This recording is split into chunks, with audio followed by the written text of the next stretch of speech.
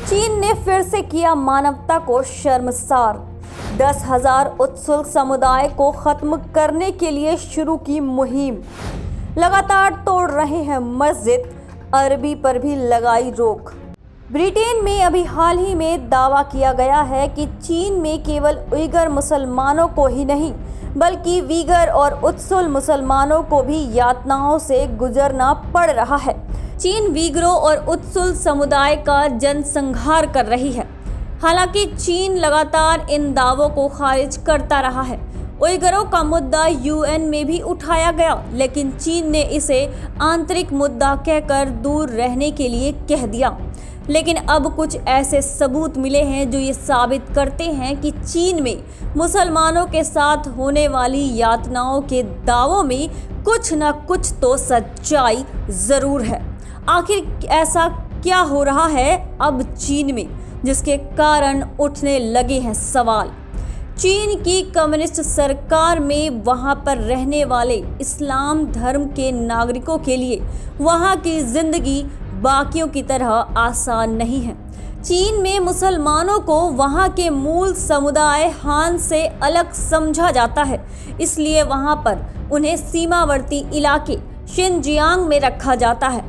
वहां उइगर और वीगरों का जनसंहार किया जा रहा है। उन्हें जबरन चीनी परंपराओं और संस्कृति को मानने के लिए मजबूर किया जाता रहा है। यहाँ तक कि ये भी कहा गया है कि वहाँ पर वीगर बच्चों को उनके माता पिता से अलग करके या तो हान समुदाय वालों को गोद दे दिया जाता है या फिर उन्हें बोर्डिंग स्कूल में भेज दिया जाता है। वीगरों को रिहैब सेंटर में भेज दिया जाता है। वहाँ उन पर जबरन चीनी परंपराओं का पालन करने के लिए उनकी काउंसलिंग की जाती है। लेकिन चीन अपने ही नागरिकों के जीने का हक छीन रहा है, मगर उनके खिलाफ कोई बोल नहीं सकता। चीन ने अपने देश में मुसलमानों को दबाने के लिए और उनकी संख्या को कम करने के लिए उनका दमन शुरू कर दिया। वहां पर पहले से ही मुस्लिम समुदायों को टोपी पहनने और दाढ़ी रखने पर बैन लगा था, लेकिन अब चीन के सान्या शहर में रह रहे करीब 10,000 उत्सल मुसलमानों पर भी चीन की तिरछी नज़र पड़ चुकी है। चीन ने उनका निर्ममता से दमन शुरू कर दिया है। चीन में वीगरों और उइगर के अलावा उत्सुल समुदाय के भी मुसलमान रहते हैं जो मूल रूप से अरबी भाषा का इस्तेमाल करते हैं और अरब के ही कल्चर को मानते हैं। लेकिन अब चीनी सरकार ने इनका दमन शुरू कर दिया। चीन ने इनके मस्जिदों पर लाउड स्पीकर लगाने पर बैन लगा दिया। मस्जिदों के निर्माण पर भी बैन लगा दिया गया है और 18 साल से कम उम्र के बच्चों के अरबी पढ़ने पर भी बैन लगा दिया गया। कुल मिलाकर उत्सुल समुदाय की पहचान को खत्म करने की एक मुहिम छिड़ी हुई है राष्ट्रपति शी जिनपिंग की सरकार में।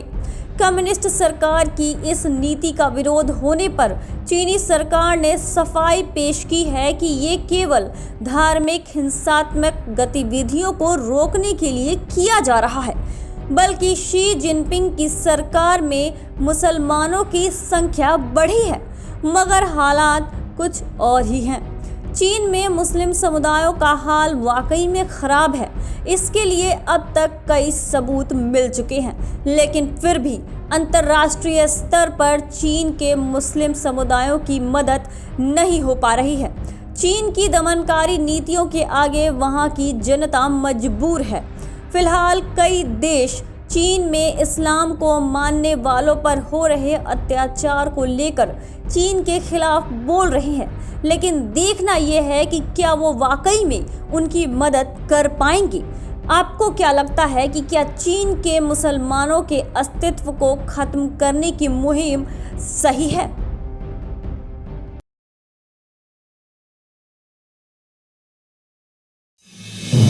आप देख रहे हैं नेटरिक न्यूज, साहस सच कहने का।